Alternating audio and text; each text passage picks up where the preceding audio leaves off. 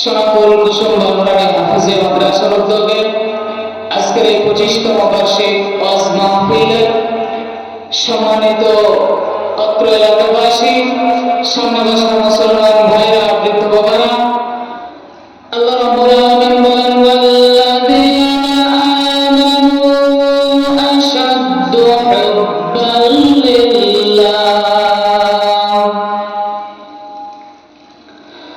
এই পৃথিবীর জমিনে যারা ঈমানদার বলে দাবি করবে, তাদের হৃদয়ের ভিতরে সবচাইতে যে সত্তা ভালোবাসার বেশি অধিকারী হবে, তিনি হলো একমাত্র মহান আল্লাহ। এই মহান আল্লাহর মহব্বত মুমিনের হৃদয়ে সবার আগে আসবে। পৃথিবীর জমিনে যত প্রকারের মহব্বত, যত কিছুর প্রতি আমাদের ভালোবাসা আছে, সব কিছুর তুলনায় আল্লাহ রাব্বুল আলামিনের ভালোবাসা আমাদের কাছে প্রাধান্য পাবে। আজকে আমাদের ভালোবাসা, হাদিসের ভাষায় ভালোবাসা দুই প্রকার। আমাদের যে ভালোবাসা, সেটি হলো হুব্বে আকলি, কিন্তু আল্লাহকে যে ভালোবাসা দরকার ছিল তার নাম হলো হুব্বে ঈমান, অর্থাৎ ঈমানে মুহাব্বত যাকে বলে। আমাদের যে ভালোবাসা, যে মুহাব্বত, এই মুহাব্বত বাসা বেঁধেছে আমাদের হুব্বে আকলি, বুদ্ধিগত ভালোবাসা। এর কারণে আমরা বেশিরভাগ ক্ষতির মধ্যে নিপতিত হই। আজ আমরা মনের যে নফস রয়েছে, যে বুদ্ধি রয়েছে, এই বুদ্ধি ভিত্তিক জীবন পরিচালনা করতে গিয়ে আমরা আখিরাতের সেই মহা পুরস্কার হারিয়ে ফেলি। দেখা যায় মানুষ কোনো কাজ কাম নেই, এমনিতে চলাফেরা করে, অথচ আল্লাহর অবাধ্যতা করে। কিভাবে অবাধ্য করে?